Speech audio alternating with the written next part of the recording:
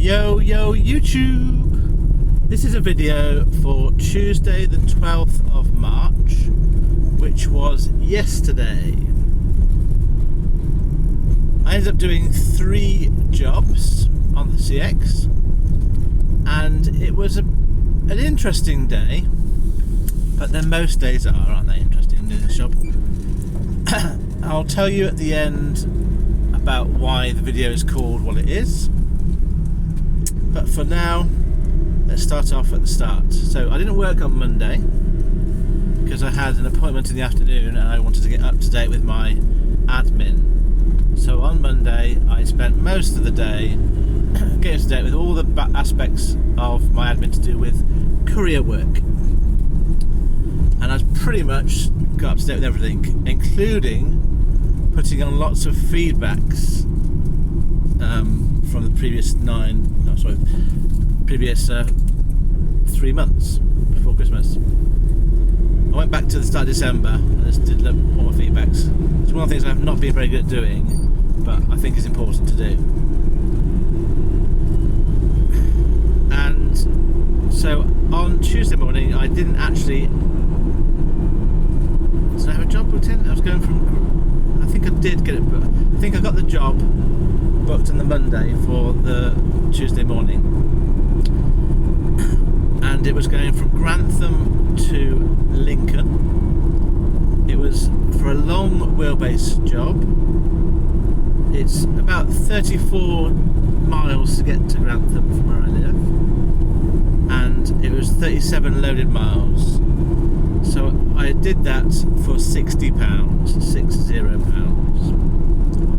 And I had to be at the pickup point for 8 o'clock. And it had, it wasn't a obvious street address. It had some instructions about a derelict place behind the playing field. So I was a bit unsure as to whether I was going to find this place okay. So I left at 7:10. I arrived on site, and in the end I found it reasonably easily. It was an old builder's yard behind a playing field, and I arrived at 8 o'clock, dead on time. And the stuff I was taking was only going to be to a nearby town, and it was some roofing materials, but there was quite a lot of it. And thankfully there was the 2 guys on site, and they just loaded my van up, and I sort of provided the straps and the blankets, and then they made sure it was all put in how they wanted it to put in. I wasn't sure whether the stuff they were loading was delicate or not. It was metal, so it wasn't tiles, it was sort of metal roofing. So I was quite pleased that they were happy to sort of load it into my van for me, and then I could see how sort of robustly they treated the stuff or otherwise. So I left the site at just 8:25, nearly half an hour after I arrived, and made my way to near Lincoln. It wasn't actually Lincoln, it was outside of Lincoln. In the end, so on the booking it said Lincoln, but it was closer to Boston. In the end, it was sort of between Lincoln and Boston. So I got to the drop-off point.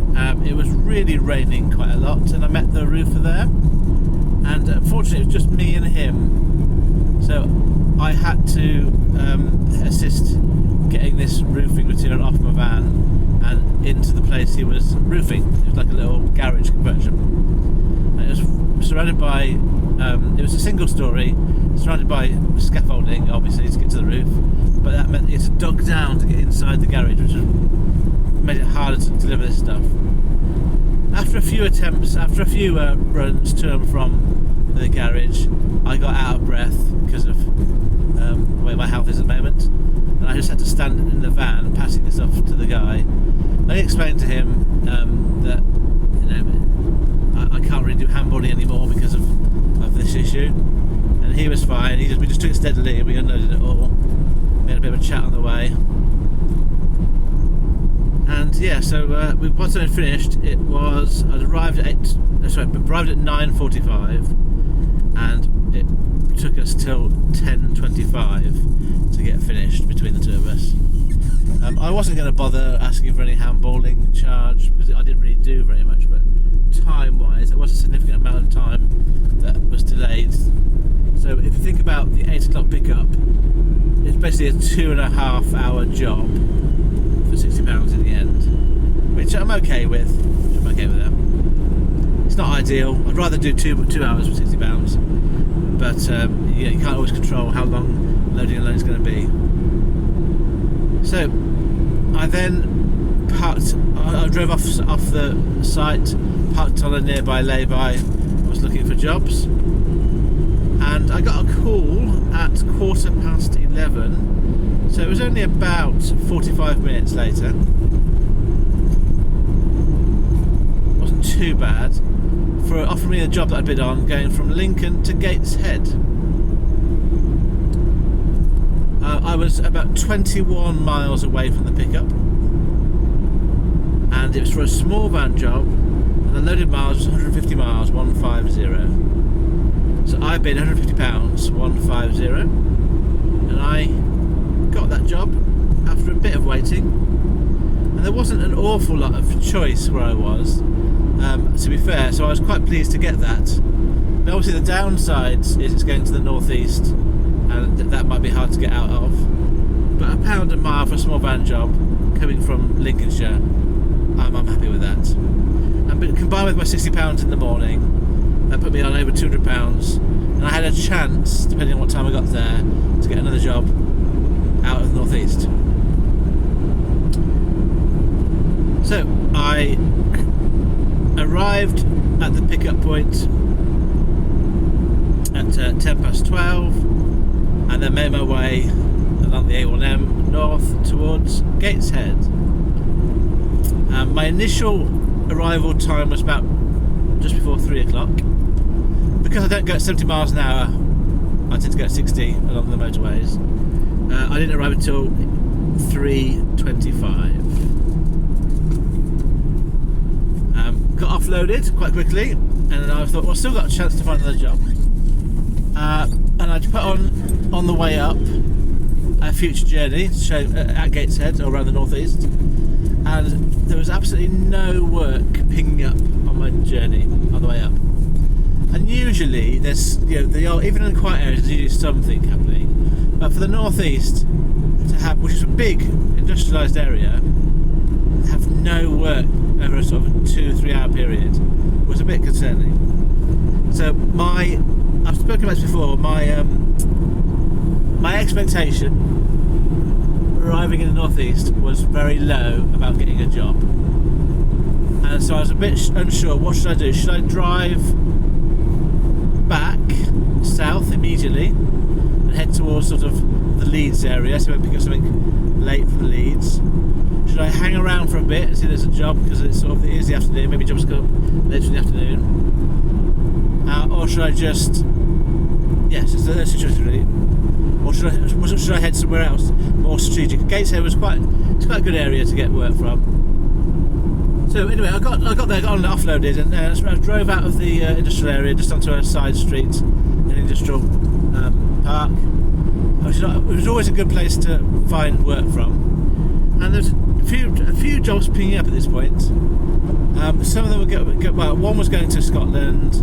There's a couple staying within the northeast, and a couple going to I think maybe one going to London. And so I put a bid on all of them, apart from the Scotland one. I wasn't going to Scotland. And I put a bid on one that was going from Gateshead to Newcastle, and I thought, well, there's no point in bidding on that. There's loads of drivers here who are local who'll do this job for cheaper than I will. But I thought, well, I can't. Beggars can't be choosers. So I put a bid on. I put a £40 bid on, which I think is my cheapest I'll ever go for a small van job. It was 15 minutes journey. It was going from Newcastle, where I wasn't, back to Gateshead where I was. It was 5 miles dead, and it was a 4-mile journey. So I put a bid on at £40 for a small van job. Didn't think I'd get it, and I got a call pretty much straight away giving me the job. So So I was 50. I thought I was 15. When I put the quote, I put 15 minutes. When I got the actual postcode, I was actually 11 minutes away and 5 miles. So I went to collect the item, and when I arrived, it was just a box. And I want to say, I'm not going to name the company, but I met at the pickup point, which this was been about 3:45 when I arrived. I met a couple of guys. And I just asked them, "Well, I've got a pickup to go to Gateshead. Where is it?" And they were really friendly guys. I asked them the name. I told them my name. The first guy said, "If you want a drink or toilet, it's just over that side of the building." And he was like really considerate, really friendly. And the other guy was sort of setting off a bit and sort of just not really taking part in the conversation. But he had the goods. He got the goods, but the goods were next to my van. And so then I finished talking to the first guy. I went to my van to load the goods. It was a couple of boxes and a few other bits of piping. It was nothing of any consequence, just my van size or weight. And then I asked the guy to name who was there, and he said, "Oh, this is kind of pointless, this job." And I thought, "Well, why is that?" And he said, "Oh, because they only give it to you because they thought I was going to be here, but I'm here now." And I thought, "Oh, right, that's a bit weird." And then, but he was doing it nicely. But basically, he was saying he was a driver, and he'd got back in time when they thought he wouldn't be back in time. And as I arrived, he was already there. So there was no indication they were going to get rid of the job. He wasn't saying, "I'll take the job from you," or he wasn't being sort of anything against me. We just had a bit of a chat about driving, really, and about him being a PAYE driver compared to me being a self-employed driver. And so we had a bit of a chat. He told me where to go when I got to the delivery point. So he was really friendly and really nice. And I left that building thinking they were really nice people. And to be fair, all of my interactions in real life today have been on Tuesday have been with really nice people. And it's quite rare. It is rare, I think, that I come across people who are particularly moody or officious, overly officious. So it's another aspect of the job that I like. So I took these few items down to Gateshead, and I arrived at 4:05. There's a bit of an issue finding the drop-off point because I went to the gate, which I thought was the obvious gate, but it was like an open gate, and I rang the bell and no one answered, and it was a big open sort of area, and I could see the sign of the place I was going to. But when I went in, I could see that between me and the sign showing where I was going to, there was a gate, not a gate, a fence, a wire fence. And what I ended up going to, I ended up going into a bus station, a massive bus station. So I had to go out around the one-way system, go back out, go around the back, and I ended up going to the correct place. I arrived at where I was told to go. There's a guy there who asked me what I wanted, and I explained what I was delivering, and he was a bit iffy until I said it's just a few boxes, because then he said, "Oh, that's just for the builder, not for us." So I think I assumed from what he was saying that for that company they take deliveries within certain times.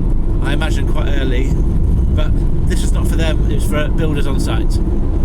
So he helped me get the stuff in the right place, start my pod, and then I was finished.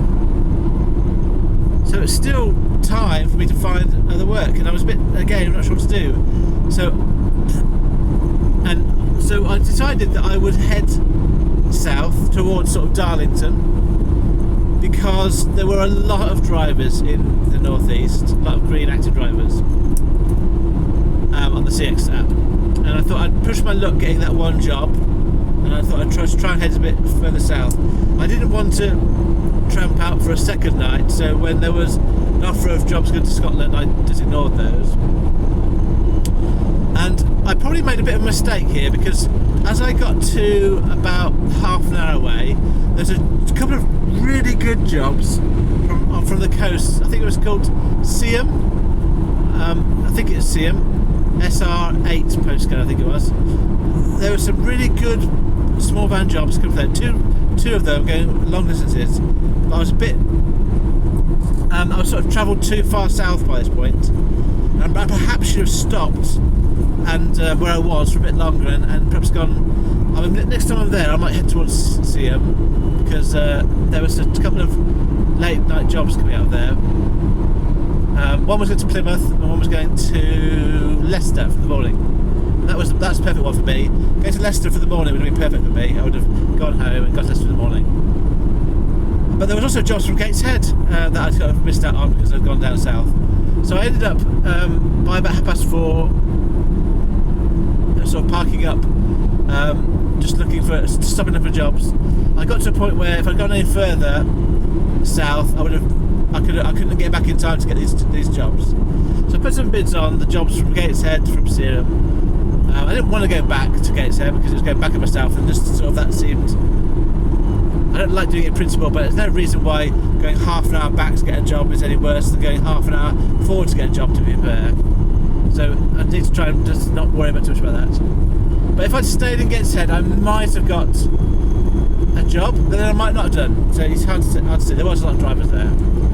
I would have gone cheap for a long job. I was thinking to myself, what would I do this for? A long job. If I was going back to my home tonight, I was thinking I'd go 50p a mile if it was getting me somewhere near home to get home, which I don't usually think like that. But when I was on the way, it's on the way up to Gateshead. You know, but I thought if there's so many drivers and there's so little work, if I get any opportunity to get down, I'm never going to get every chance to go quite low. But I don't want to work at 50p a mile. That's not something I'd like to do. But I felt that at about low rate, maybe it'd be worth it. I wouldn't have felt good about it, but I would have probably done it. Anyway, as it was, I didn't get a job. So I stayed where I was. I found a parking place just off the main road. The A1M had like an A road come off it. I was on the A road, then I came off the A road, off to a side road which is quite far off it. So it's quite quiet. On a grass verge, there are other cars parked there. So I just parked next to them and stayed there for the night. So, I'm going to tell you my stats for that day. I did work out if I'd gone straight home what would I have earned, and I didn't want to do that. I didn't want to do mine at home. I would have got back if I'd just gone straight back home after getting to Gateshead. I would have got back about 8 o'clock, and I would have made about 170 pounds after fuel. But as it was, I stayed there overnight, and these are my stats for that day. So I did fill up with fuel that day as well. So I've got a new average pence per mile. So for this week, at the moment, it's 16.13 pence per mile that I'm spending on fuel. I drove at 288 miles. I worked for 10 and a quarter hours, and I earned £250, 250 gross from the 3 jobs. So that was Grantham to Lincoln for £60, Lincoln to Gateshead for 150, and then Newcastle to Gateshead for 40. I spent on fuel £46 and 45 pence. That means that by the time I'd stopped, I'd come a bit further south, I'd earned £204 after fuel. And that leads me to the title of my video, which, although I haven't saved it yet, I know it's going to be my first negative review.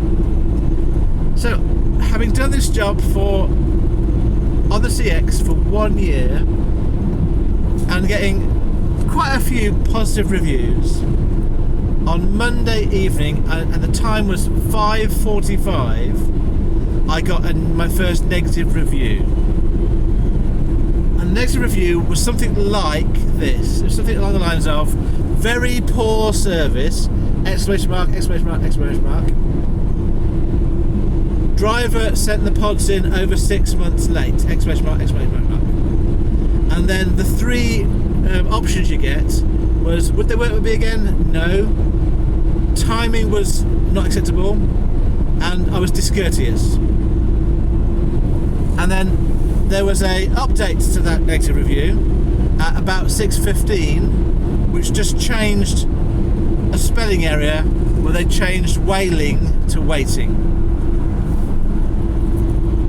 So I was really disappointed to get that review, but not surprised when I tell you the context of me receiving that review. And if you are a driver, I bet you can guess what I'm about to say. If you're an experienced driver, sorry, I bet you can guess what I'm about to say. I gave you a clue earlier on at the start of this message, this video. So on the Monday, I spent the afternoon catching up with my feedbacks. And my approach to feedback is, if I get paid on time or within 2 or 3 days of on time, I'll just give a positive review across the board. I don't remember if I get good. So if you don't do the job, you can either do positive reviews, but to say positive, neutral, or negative, or go into them and you can sort of say whether you were given good instructions, whether you work for them again, and the date that you paid, whether you paid on time or not. So there's 3 sort of criteria as a driver you can judge a shipper on. I mean, the order is: the date they pay, do they pay on time? Then, were the detailed instructions or not? And then, would you work with them again? That's the order of the thing. And I go in, and I haven't got used to doing it sort of just positive, negative, neutral. I have seen that option. I tend to go in and do it, tick each box. And I'm not going to tick not enough detail when I'm doing it sort of a month later, 2 months later when I'm getting paid. I've got no idea about the detail. Sometimes I get good detail, sometimes I don't. So I just tend to put details is fine all the time. I put the date that they paid me, and I put that paid me on time, stroke early, which is the option. If I get paid more than 5 or 6 days late, then I feel that's paid late but acceptable. There's an option of saying that. Late but acceptable. And if I get paid late and I have to chase the person, I don't put any feedback at all. I just ignore the feedback. Because in my mind, that's a negative.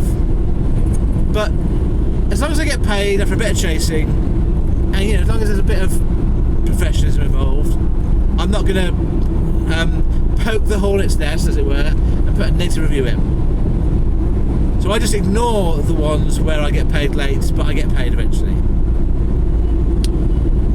If I get particularly early service, I'll always put a comment, early payment, I always put a comment in the comments box, paid early, thank you, or words to that effect. And I might, if I remember the shipper and have a very good experience, put really good to work for you, put a comment. I do every so often go into the feedback on the day. So I make a note of, if I get paid very early, for example, and I remember it, I'll put extra details in the comments. So I have a way in which I do my feedbacks, which I think is a fair way of doing it. I haven't ever given a negative feedback.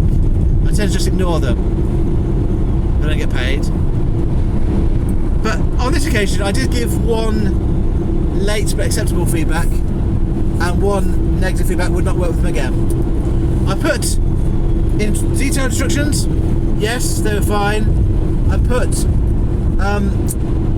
the date that they paid, and my comment was along the lines of, unfortunately, this payment was over 6 months late.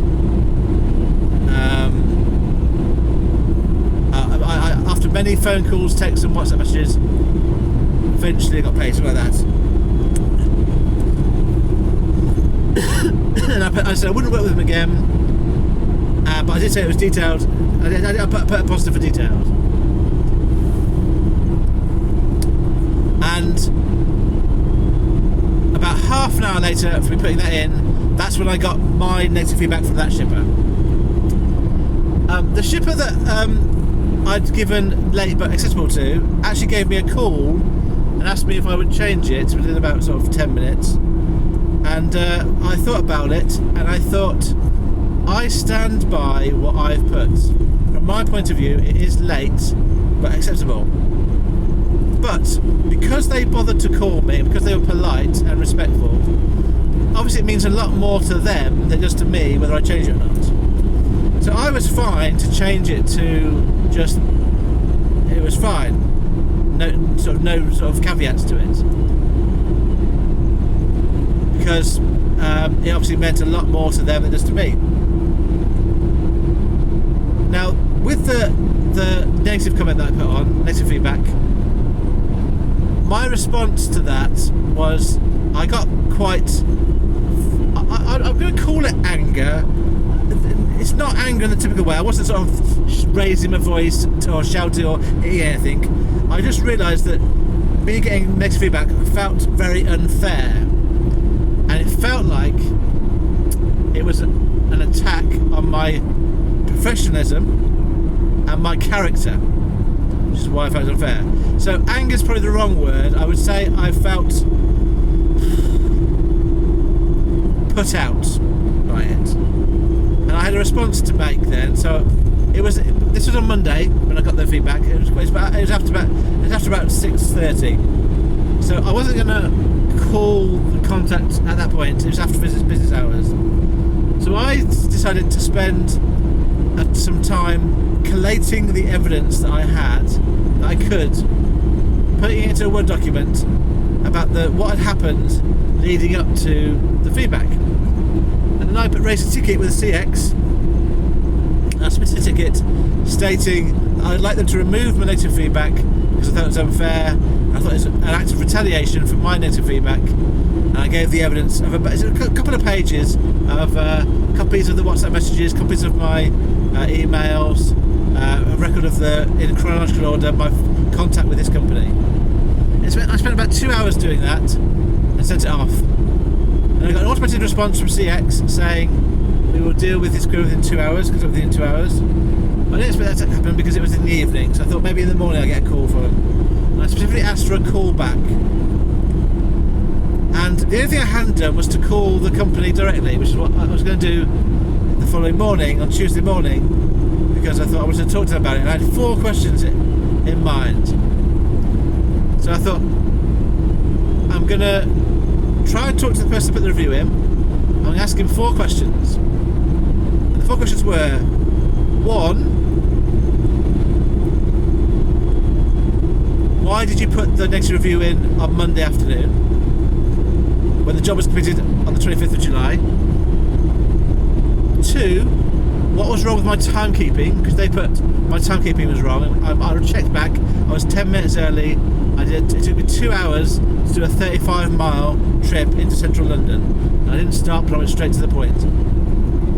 3, they put that I was discourteous. I wanted to find out how in any way was I discourteous to them. My 4th question was, when did you actually receive my paperwork? Okay. And I was hoping, depending on the response to those 4 questions, I would then ask the 5th question, would you please remove your negative feedback? But I didn't expect to get to that point. I thought I would end up having a useless conversation, but I thought at least I'd be prepared for it. So, before I talk about the conversation I had, let me tell you exactly what happened from my perspective, because I'm very mindful that my perspective will be different to the shipper's perspective. So I will tell you what happened on this job, and because I've done the summary to CX, I can remember all the details now. I wouldn't remember this unless I'd researched it. So, from my point of view, from the driver's point of view, this is what happened. On the 25th of July 2023, I won a job with this shipper collecting a single pallet from, I can't remember, somewhere like Luton or Milton Keynes, something like that. And it was going to central London. I picked it up at 5 to 1, so 10 to 1, and it was due for a 1 to 1:30 pickup. And I took it straight away, and I arrived on site at around about 2:30, offloaded. And I uploaded the pod that I had created. There was no paperwork created by the customer, or given to me by the customer. I created my own paper pod. I uploaded CX like I always do, with photos of the before and after delivery. I then invoiced them through the CX system, which is what I always do. and then I left it. I put into my system when I got home the invoice date, the date of the invoice, which was the 30th of August. So I knew what to chase it up on 30th of August. The terms were 30 days, end of month. So the end of July, well, obviously was 1st of August. 30 days from there, 30th of August. So I set in my calendar 30th of August to check and left it. Now, this is where I then made some errors. I just ignored it and left it to the 30th of August because, you know, I was busy, I was doing my job. And I didn't really check this particular one till about October. And then I checked it, and then I worked out, it said, not in the order tab, which is where I usually look. The order tab was blank for this, but in the actual notes of the job itself, it did say post departed invoice to us. So I realised in October, oh, this is my mistake, I haven't posted the paperwork. Fair enough, I'll do that now. So I posted on the 25th of October by second class post the original version of the part that I created and a printout of the invoice. And I reset my expectation for payment to be 30 days from end of month, which would be the end of November. And I realised I'd made a mistake here. I had no contact at any point from the shipper. They hadn't told me that they hadn't received paperwork. They hadn't chased me for anything. So this is just me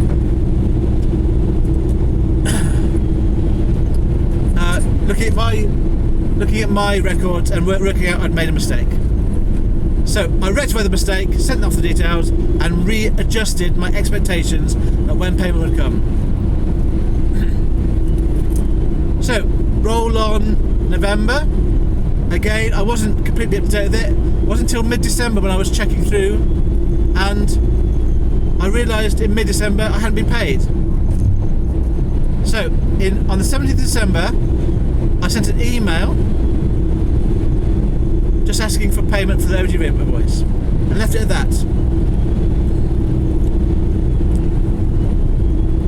Obviously, Christmas came by, I had the time off. I didn't check it again until the 9th of January, and I realised I hadn't been paid. So I sent so this time I rang the number that I was given on the CX. It was a mobile number. I spoke to a lady and I explained that I was chasing an invoice that was due at the end of November, and I sent an email in mid-December, and she said, just send me another email, and that was it, end of conversation. So I felt at this point, my perception was, I'm just being fobbed off here, aren't I? Send another email because they haven't received my email from before. What good's that going to do? But I thought I'll just do what they say, and I sent an email on the 9th of January. Basically, I just forwarded my original email with the invoice. Didn't even bother putting any extra wording. So what's the point of me putting more wording on? If this hadn't gone through, I checked the email address, it was correct, and I put it through. No response again. So now we're at something like February I'm going to say 16th. I may have missed sometime mid-February. I then rang the number again, spoke to the same lady. I said, this is ridiculous, look. I put the email, sent it through again, and no response from you. What's going on? And she said at this point, can you send me a copy of the invoice on WhatsApp? So I thought, fair enough, I'll do that now. So she sent me a message on WhatsApp. I sent a WhatsApp message, and then we had a bit of conversation, and she said she'd get the accounts to look into it. I had nothing for about a week. So I texted to get back on the WhatsApp again. What's going on with this? I need a payment for this. Again, being polite. So I've got the exact wording, but I was being polite. And at this point, it was sort of the 28th of February. She said, I've spoken to accounts. We'll put this through come Friday. Friday was the 1st of March. We'll get paid on the next payment run. So I don't. At no point during my conversations had I been told a reason for not being paid. I've just been told that they had some problem with the accounts. So I thought that meant they had problems on their side. But no mention of pods, no mention of paperwork at any point. So I was expecting it to be resolved now on the 1st of March, which is a Friday. No payment arrived on the 1st of March, and I thought, oh, this is ridiculous. And then 4th of March, I did get a payment, which is the Monday. So I looked back and I thought, well, maybe it's just the payment being made on the Friday, coming through on the Monday. So that makes a bit of sense.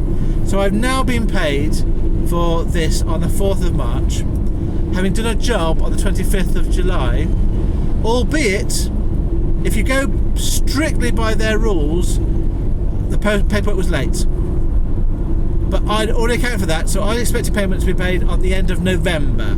As far as I was concerned, December, January, February, March, that's 4 months late after my error initially.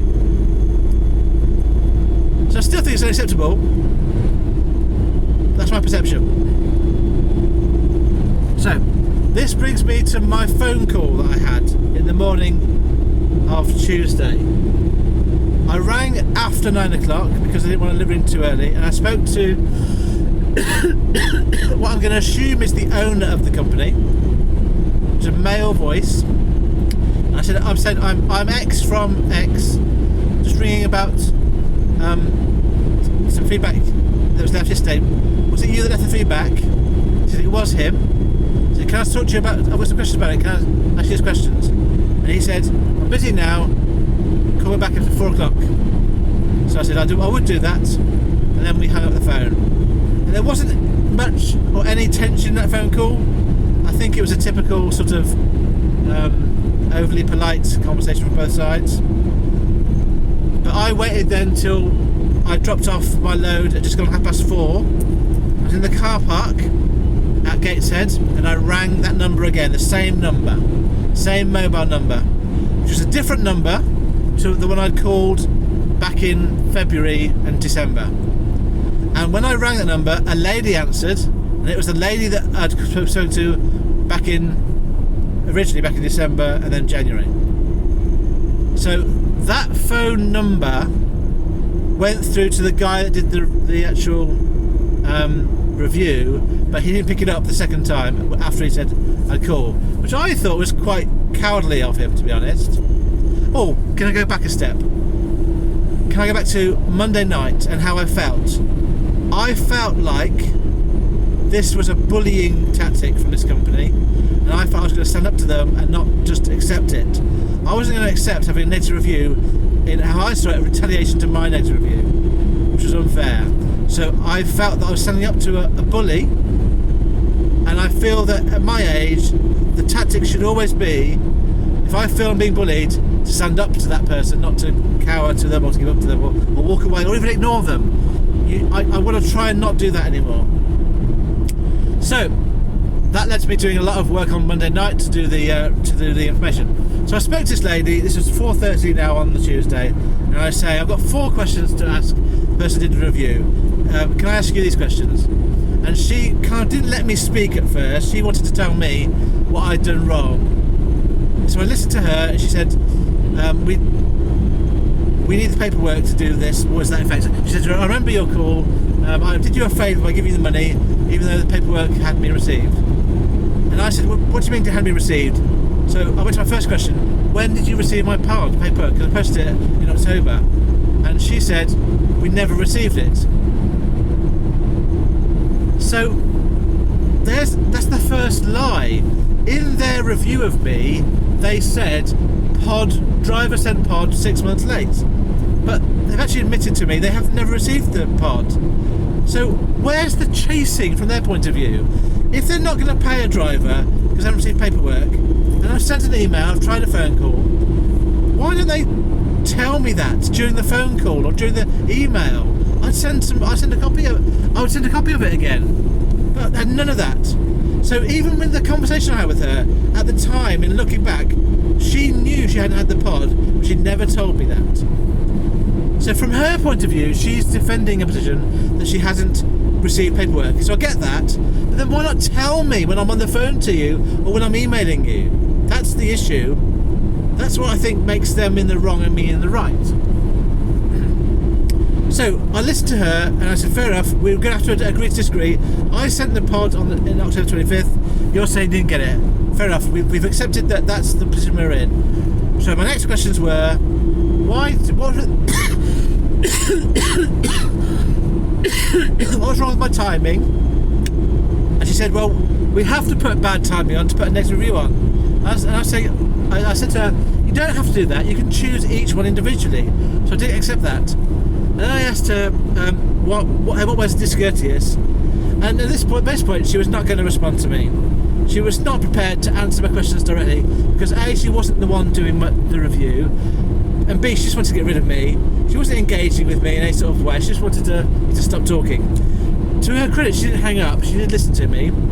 I asked my questions, and I got one more question then, and then I was not going to bother getting to my fifth question, which was, will you remove the review? Oh yes. Also, she got my CX number and she had a look, and she said she couldn't find our negative review.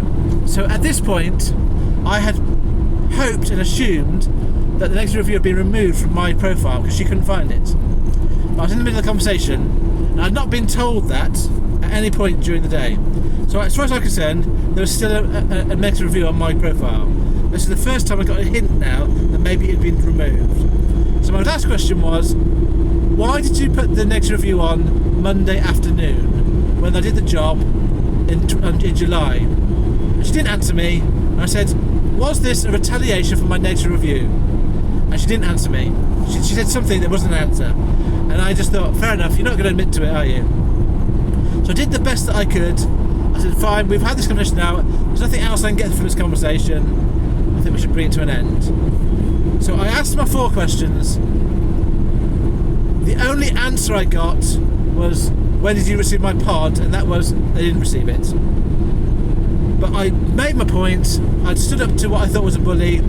I'd not got any satisfactory answers, but I got a hint at this point that maybe it'd been removed. So at the end of the phone call, I got back in, looked at my profile, and I couldn't find my negative review on my profile.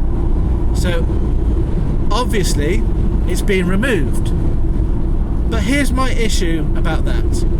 I was not told about it either by text or phone call from the CX that had been removed. So on one hand, CX, massive big up for them. They did what I requested in a decent amount of time. I don't know when it went off, but it went off between the Monday night and the Tuesday afternoon. At some point, the next review against me disappeared. But why didn't you just tell me? That's kind of ruined the whole thing. Just let me know it's happened. A bit of customer service. You've done a good thing. You've done something that I've asked for.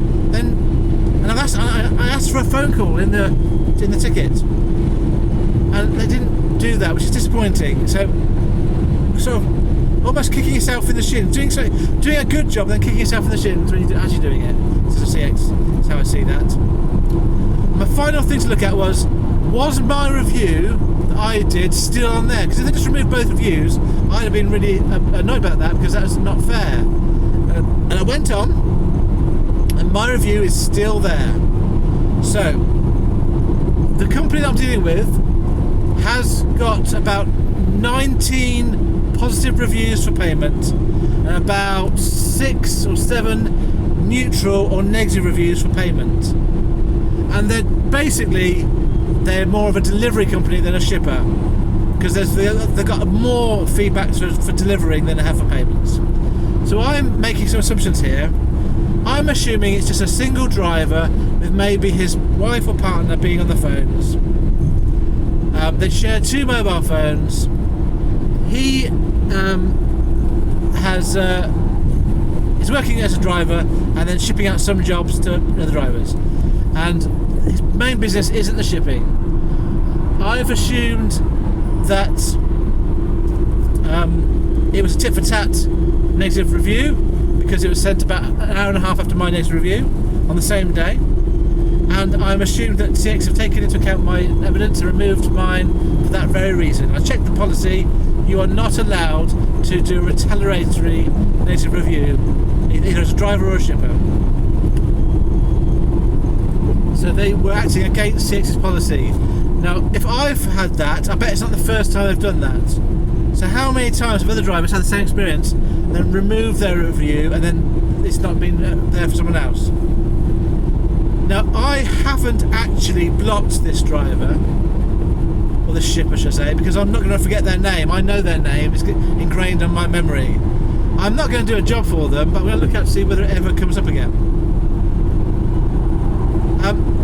So, that was my perspective. I think that he, the driver owner, who has got a name that implies that he's not an English national, it implies it's an Eastern European name. I think he was retaliating in anger on Monday afternoon to my negative review.